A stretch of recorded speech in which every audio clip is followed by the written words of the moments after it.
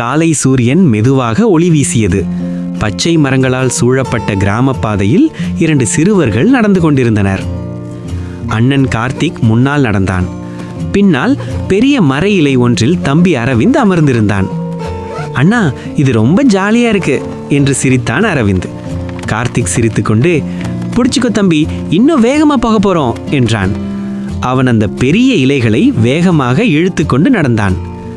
அரவிந்த் மகிழ்ச்சியுடன் சிரித்துக்கொண்டே பயணம் செய்தான். சுற்றிலும் பறவைகள் கீச்சென்று பாடின. மரங்களின் வழியே காற்று வீசியது. அது அவர்களின் சின்ன விளையாட்டை இன்னும் மகிழ்ச்சியாக மாற்றியது. சிறிது நேரம் கழித்து கார்த்திக் சோர்ந்து நின்றான். அதை பார்த்த அரவிந்த் உடனே எழுந்து, அண்ணா, இப்போ நீ உட்காரு, நான் உன்னை இழுத்து வர்றேன் என்றான். அதை கேட்ட கார்த்திக் சிரித்தான். இருவரும் சிரித்துக்கொண்டு ஒன்றாக கைகோர்த்து நடந்தார்கள். சிறிய விளையாட்டும் பெரிய மகிழ்ச்சியை தரும்.